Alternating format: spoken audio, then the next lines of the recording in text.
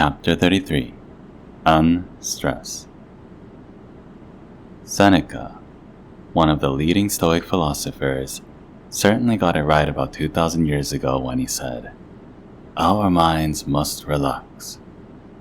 They will arise better and keener after rest." He wrote this in his book, The Shortness of Life. This is easier said than done. In our current hectic world, we must actively make the decision to relax our minds and then take the necessary steps to achieve this. So, how do you relax your mind? There are many ways to achieve a peaceful and rested mind.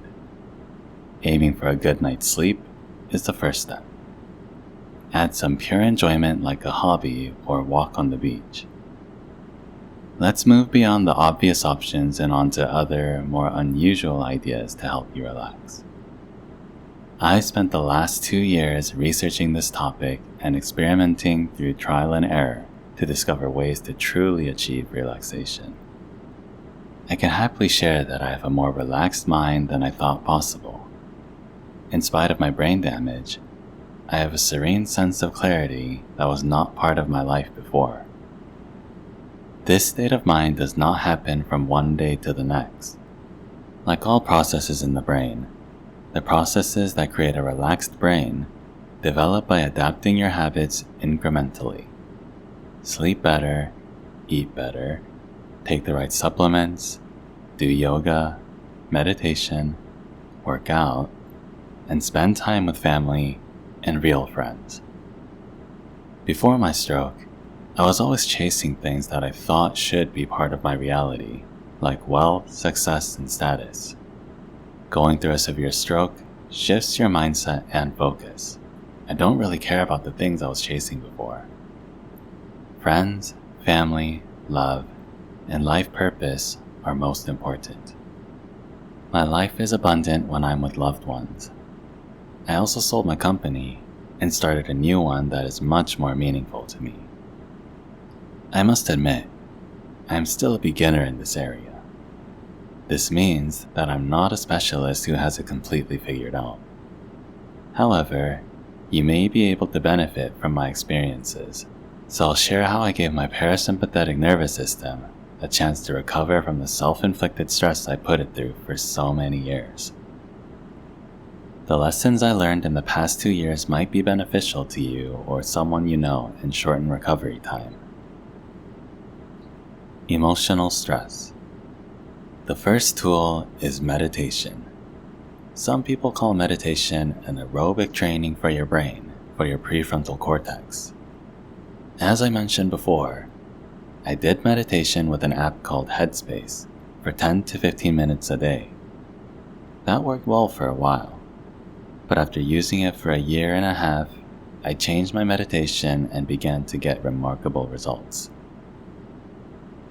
I had watched a YouTube video called Why You Should Forgive People That Hurt You by Vishen Lakhiani, the founder of Mindvalley.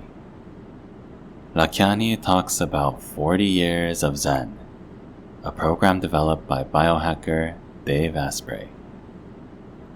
He hooked up a machine to the brainwaves of monks who had been meditating for at least 21 years, sometimes up to 40 years. A biohacking model crunched the results to help develop programming neurofeedback targets in meditation. Comparing the brainwaves of activities with the brainwave states of the monks revealed revolutionary results. Radical forgiveness is by far the most effective way to get a brain that is comparable to those monks in a short amount of time. I looked up useful forgiveness meditation and found Ziva Meditation by Emily Fletcher to be quite helpful. She has her own courses within the Mindvalley app. Also, Michael Beckwith's sessions on Mindvalley are a great resource. Forgiveness. Let's put the pieces of this puzzle together by linking it to our brain. What does forgiveness have to do with meditation? 2 words, as I read on Emily Fletcher's website. Gray matter. Researchers discovered that the more gray matter a person has in his or her brain, the more likely that person is to forgive those who made a serious mistake. Meditators turned out to have relatively larger volumes of gray matter, especially in their right hippocampus, the lateral lobe of the brain. Both orbital frontal, the front of the brain above the eyes, and hippocampal, memory regions have been implicated in emotional regulation and response control. More gray matter in the brain has a high correlation with the meditator's ability to have positive emotions, emotional stability, and engage in more mindful behavior. With this information, I realized that I needed to forgive myself and others that had hurt me in the past. We have to do this using love and compassion. That means not only forgiving them, but spending 2 minutes thinking about that person and how they hurt you. Picture them in front of you and forgive them. Finally, hug that person, in real life or in your mind. Your empathy allows you to understand why they hurt you. Think of the person from a larger perspective. Hurt people hurt. He or she might have had failing parents as a child. They may have been abused or perhaps never truly loved. According to many studies, people who are hurt in their younger lives are more likely to hurt others later in life. Maybe George Eliot was right when she wrote, "The highest form of knowledge is empathy." George Eliot was actually Mary Ann Evans, 1810 to 81, a woman using a male pen name, which allowed her to become one of the leading writers of the Victorian era. I started forgiving small things first. I forgave the unknown guy that called out, "You stupid drunk," when I wiggled out of a restaurant, unable to walk perfectly yet. The wiggling was caused by my stroke. I hadn't been drinking alcohol for a year and a half. In forgiving him, I had to imagine him having a mother who was drunk most of the time, and I must have reminded him of her, being there with my 8-year-old daughter. Then I forgave the waitress who rolled her eyes while taking my order. It was evident that she thought I was stupid, since it took me quite a while before I could pronounce what I was going to order. Who knows? Maybe her boyfriend had just broken up with her, so she couldn't show any patience or understanding toward me. I started to focus on specific things that may have impacted me more. I had to forgive one of the doctors at Clemendal for her behavior in a meeting regarding my brace. I was in the middle of trying to tell the doctors and brace maker that the foot brace I recently received did not fit at all. However, with a contemptuous look, she cut me off when I was halfway through my sentence, sneering, "Can you go to your swimming lesson now, Linda?" Perhaps she had a sick child. It was time to start forgiving myself for quite a few things too, like taking both of the children to daycare at such a young age. Martin went at the age of 6 months, and Elle started when she was only 2 months. I had to forgive myself for not being at important family birthdays, for not being there when my brother and his wife came to visit me in Amsterdam 26 years ago, even though I said I would be. I had a list of things in mind that made me feel regretful. Eventually, it was time to address the significant people and things that had wounded me.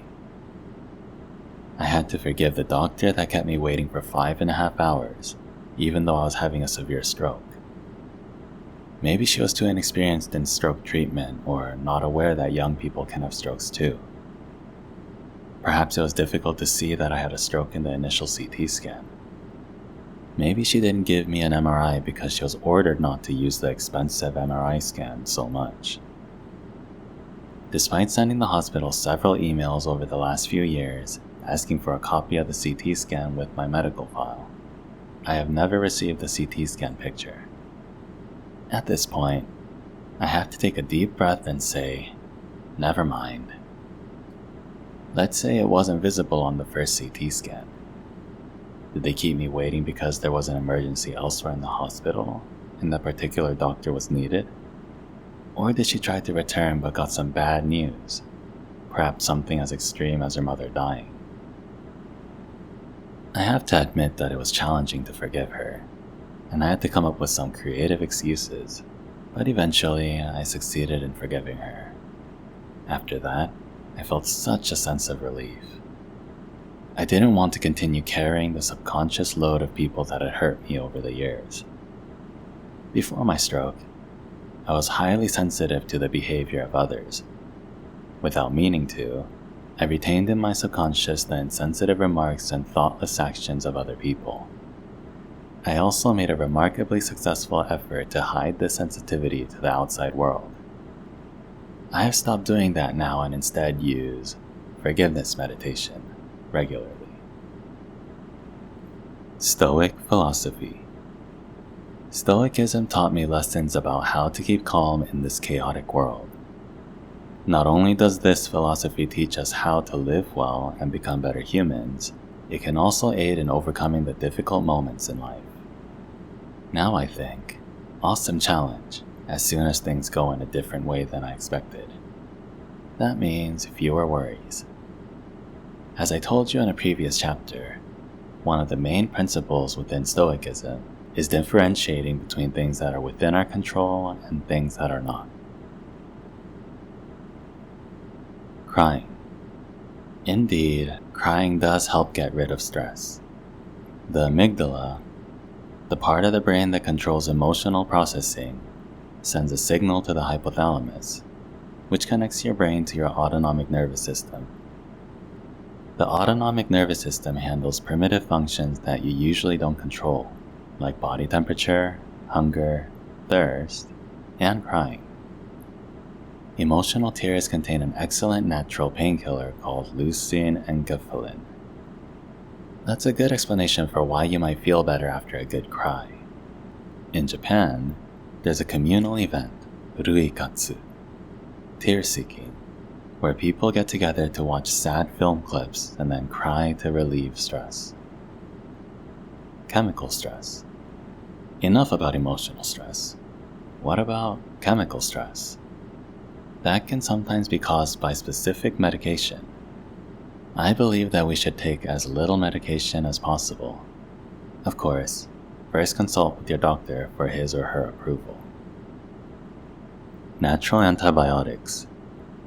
Last month, I got a bladder infection from sitting on a cold bench.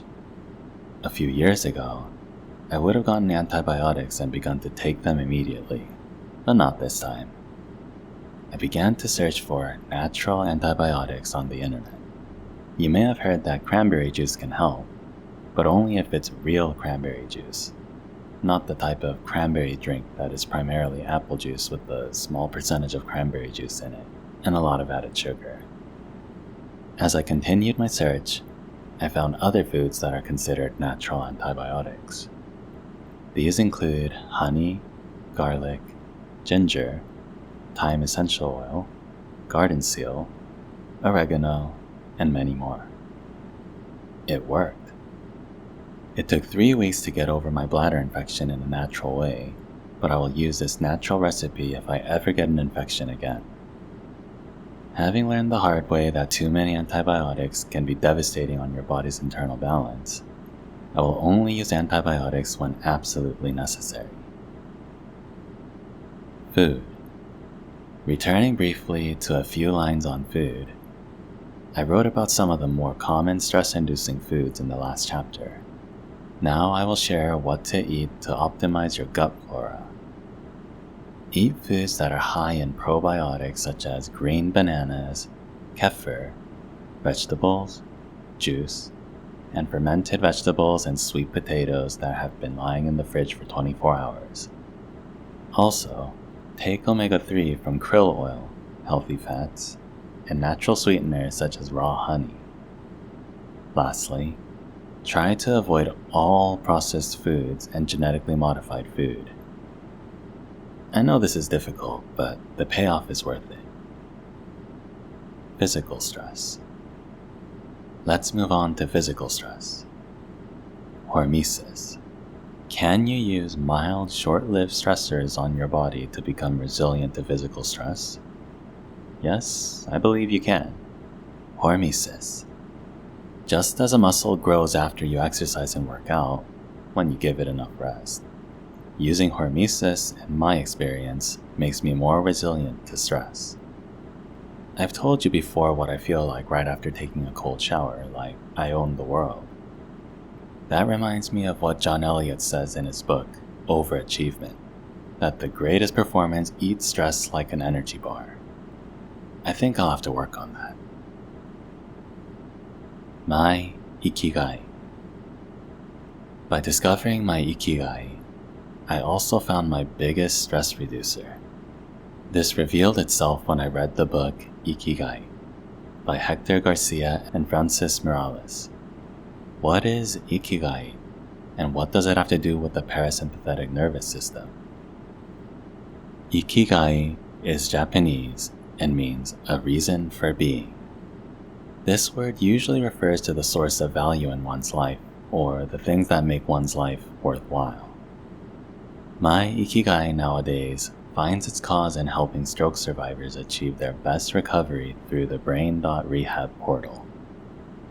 What is the connection between finding your Ikigai and helping your parasympathetic nervous system? It's not that difficult to guess. Finding your Ikigai brings clarity. When I think about it, this is what I had been searching for before. Not wealth and status, but a way to matter in this world. I'm determined to keep on doing that until I die, whether I get paid for it or not. And one more thing. Did you know that there is no word for retirement in certain Japanese dialects? I've been thinking about memento mori a lot, in a positive way. Memento mori can be translated from Latin as, remember, you will die. The point of this reminder isn't to be morbid or promote fear, but to inspire and motivate you and clarify your life's purpose. Coming so close to death, I've been given a second chance in life, and I'm committed to doing everything I can not to screw this up. I'm determined that at my funeral one day, people won't give speeches to remember me like, she was always working hard in her business, or you could depend on her being timely about answering her email, or any business-related qualities for that matter. Instead, I hope they will say, she was a great, caring mother, partner, and friend, and she gave hope and inspired many other stroke survivors. There is no quick fix for this, and I know that. After my stroke, it took me 2 years to feel reasonably balanced. However, implementing the right habits will help you improve in small steps every day. I have decided that my life should not be led in the same way as before, when I was living my life with my eyes closed. I almost died 3 years ago. Michael Bernard Beckwith, the Zen meditation specialist I learned from on Mindvalley, calls these Kensho moments. Kensho is an awakening that comes from a painful event in your life. Living through this painful event helps you to grow into a more complete human. My stroke was an enormous Kensho moment for me. I'm not yet able to eat my stress like an energy bar, but the second round in life has already opened my eyes wide, and I really, really, really, really, really like what I see. Chapter 34. Habits. Author and entrepreneur James Clear said, "The more you repeat a behavior, the more you reinforce the identity associated with that behavior." The word identity was initially derived from the Latin word that means being, and another word that means repeatedly. Therefore, identity is repeated beingness. Identity emerges from your habits. "Wow, I'm glad it's still working.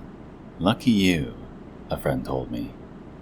She was referring to my left thumb that I could move a little bit. I had shown her, rather proudly, my recent groundbreaking move. Luck, I thought, has nothing to do with it. But I chose not to say anything. Instead, I just nodded. If she only knew. Luck, realistically, does not exist. You see, most of the things that happen to us aren't random, but instead products of our daily habits. I had worked hard on my habits, my exercise habits in this particular case, and it eventually paid off. I started with my shoulder, then upper arm, lower arm, wrist, and finally, my thumb. It took me 2 years and 8 months to move my thumb 1 centimeter. Talk about a case of delayed gratification. It was hell at times, all that training, the plateaus, and the doctors and therapists that said I would hardly recover after 6 months. But I'm proud of myself for proving them wrong. Arjun's pre-crawling exercises certainly had something to do with it, but I can't prove the direct link, and I still have a long way to go.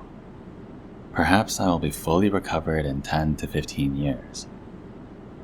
There's no need to think about that though. Instead, I will enjoy what is happening now.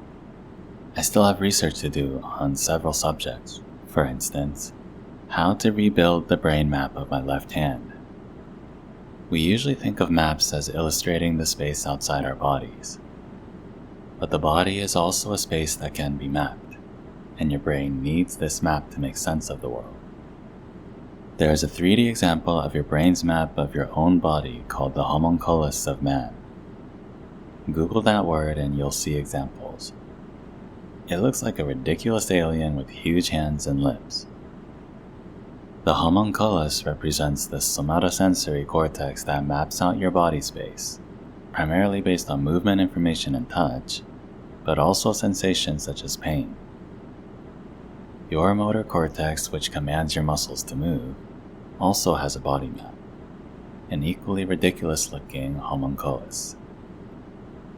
A classical study of musicians done by Thomas Selbert and colleagues suggests that the maps in our brains change with experience, specifically, with frequently used parts of the map expanding into neighboring space, while underused parts shrink in cortical real estate. The musicians had increased cortical representation of the fingers of the left hand in string players. That's brain plasticity. Reading this reminded me of the period when I had unbearable pain. If I understand it correctly, I managed to shrink the cortical representation of the pain maps through visualization of the pain maps in my head and body getting smaller and smaller. Result? 0 pain.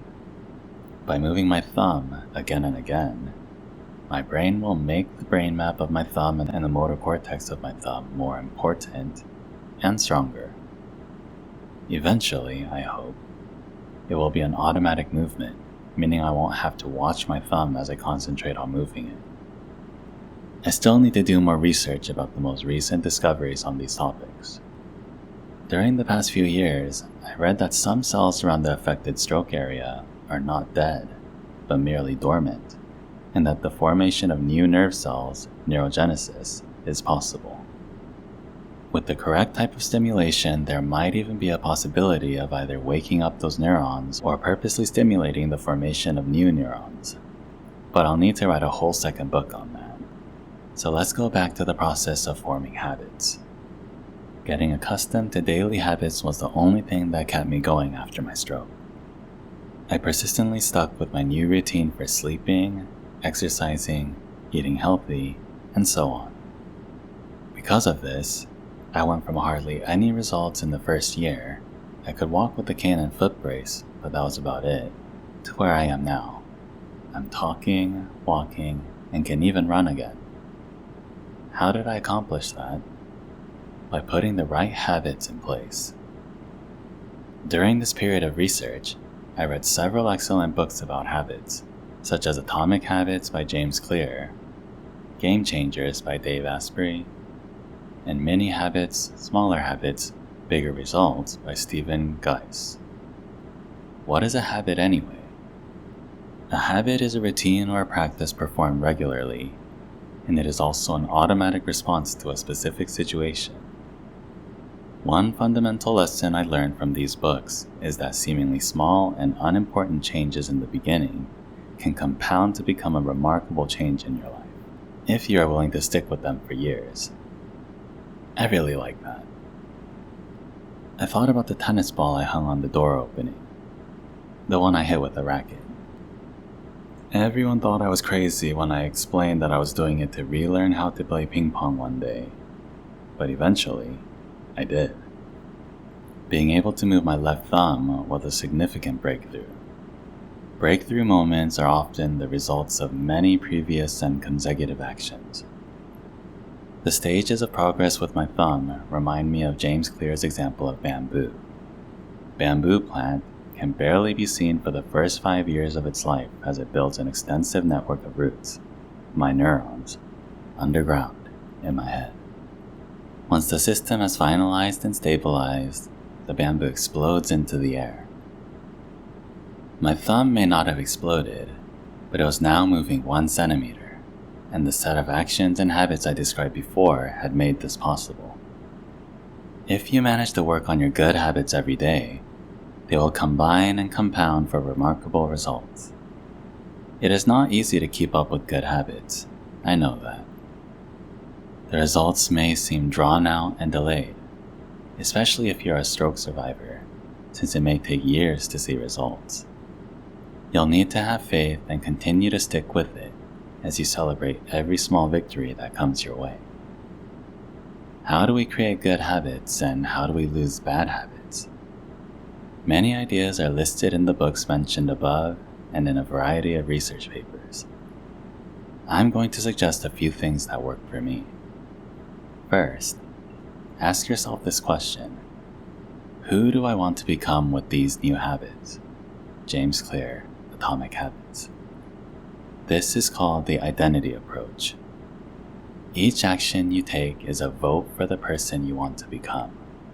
If performed regularly, it becomes automatic. Your brain does that to save energy and free up space for other things that may be more important. From the starting point, it takes approximately 2 months to form a habit. Researchers also suggest that time and place, along with identity, are essential when forming a habit. Second, I'll share some of the habits I put in place for my post-stroke routine. I exercise first thing each morning, and the result is that I don't have to think about it anymore. It has now become a habit. Identity, sporty, time, first thing in the morning, place, in the basement. Next, I practice my speech in front of a daylight lamp. Identity, someone who speaks perfectly. Time, after my morning workout. Place, at the table with a daylight lamp. My day usually goes just like that. Sometimes, I mix my morning routines around if I decide to do something like writing first. If you think that it is too challenging to begin to form a certain habit, then make mini habits from the process. In the book Mini Habits by Stephen Geis, he suggests that it's the ultimate way to start forming habits. The author of that book couldn't get himself to exercise for half an hour. No matter what he tried, he couldn't make himself do it. Then he thought, I'll just do 1 push-up. That's not so bad. Doing that 1 push-up led him to think, I could do 2 push-ups, which led to 3, 4, and 5 push-ups. The same concept can apply when taking a cold shower, initiating hormesis for 2 seconds. You can do that, can't you? Then it leads to 10 seconds, and before you know it, you've done it for 3 minutes. Maybe writing isn't your thing, but you have a story to tell. If so, write 1 sentence a day. Just 1. I did precisely that when I began to write my book. I managed to write 1 sentence, then 2, then 3. And finally, I had created the first whole page. Can you meditate for 10 to 30 minutes at a time? If not, no problem. Take it slowly. Meditate for 1 minute instead of 10 minutes and proceed from there. Have you lost your ability to speak as a result of a stroke? If you have aphasia, you can begin by practicing 1 word or sound.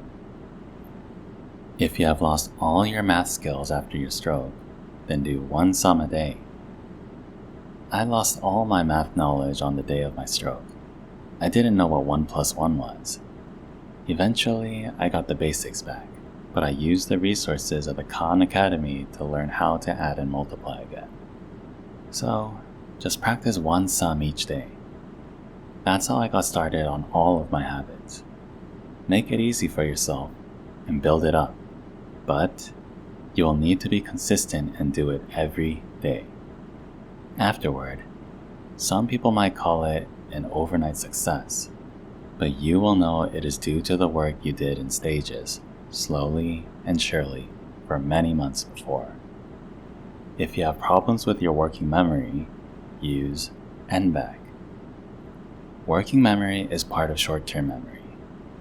The NBAC test was introduced by Wayne Kirchner in 1958 to improve working memory.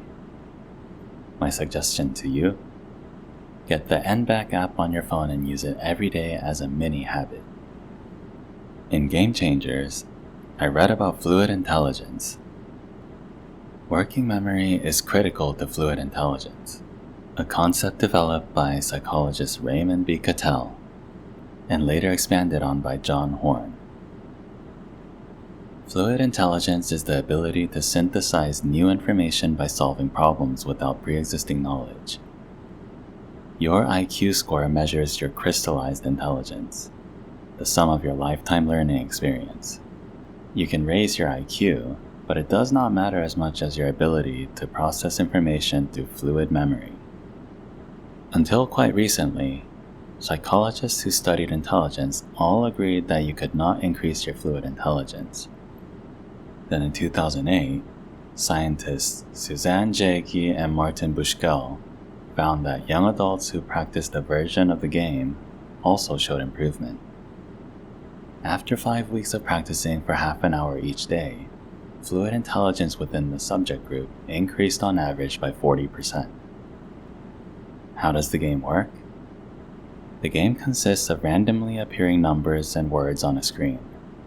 For example, 1-N implies that you have to remember the position of the item one turn back, and 2-N means that you have to remember the position of the item 2 turns back, and so on. Why am I telling you all this? If you have aphasia and want to improve verbal working memory, this is a good tool. Create a mini habit of using it for 5 minutes a day. Speech rate and speed timing, how fast you speak, is based on your verbal working memory. If you are willing to implement better habits, the sky's the limit for better changes in your life. All habits have something in common. They may be challenging to start and maintain in the beginning, but with discipline and practice, it's like brushing your teeth every morning. You don't have to argue with yourself, am I going to brush my teeth or not? You just do it, since it's a habit. After my stroke, I was confronted with how vital habits are. I understood that if I was ever going to recover, I needed to create habits of reading about the latest research, doing the same exercises over and over again, practicing my speech, and several other daily things that I previously mentioned. Sometimes, I don't see any tangible progress for months, but I continue the habit and eventually, boom, there is the result. What about bad habits? Things like binge watching television, eating junk food, and staying rooted in limited beliefs. Using the identity approach worked like a charm for me. It's simple.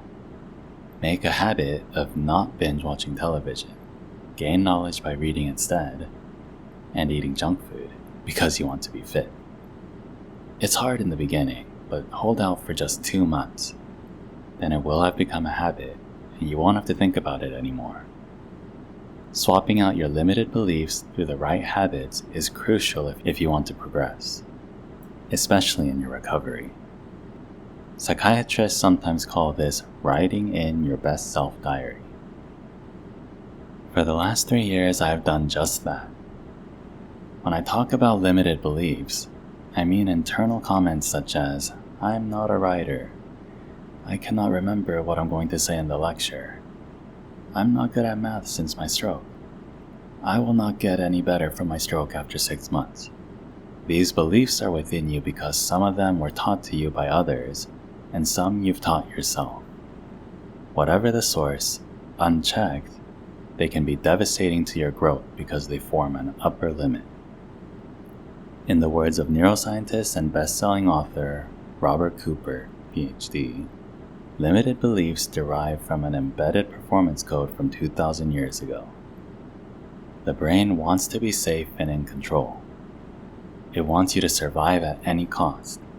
Stay the same if you want, and don't go out and do any risky activities. Your brain fears change, and it likes to keep you the same, safe person you have always been to conserve energy. Cooper calls this process engaging in a downwire. Upwiring requires much more effort and more risks. You have to aim your brain away from its comfort default zone and steer it towards intentionally challenging choices, like giving a public speech, which is far outside my comfort zone, to support the kind of growth you want to achieve. Our instinct is to do things in the same way that we always have, habit. This may work on a day-to-day basis, like driving to the same route to work every day and not thinking much about it, but always converting to automatic behavior can be a detriment to innovative thinking. Many people also begin to notice that their brains seem to be downwiring as they age, but it doesn't have to be that way. What if I had allowed my brain to always be in safe mode? I would not have taken the risky step of trying to walk without a walking cane and brace. If I ask myself what the process of creating a routine of daily habits brought me during the last 3 years, the answer is simple: a lot. Without the habits I formed, there would be no book getting up at 5 a.m. to write. If I hadn't started a habit of reading, there would be no book either. You get what you repeat. I learn from each new book I read. Not only that, I'm opening up to new ideas and learning how to see things differently. American businessman and philanthropist Warren Buffett said, "That's how knowledge works. It builds up like compound interest." Habits are the way to changing your identity. The most pragmatic way to change who you are is by changing what you do.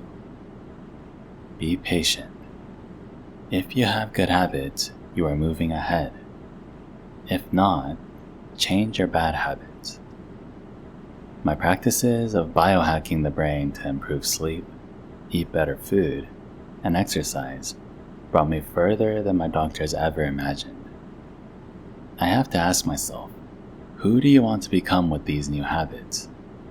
The answer: I want to do practically everything I could do before my stroke and become a more centered, happier human being. What about you? What's the best script you can write for yourself? Who do you want to become? I want to close this chapter with a quote from Aristotle, who got it right around 300 BC. "We are what we repeatedly do.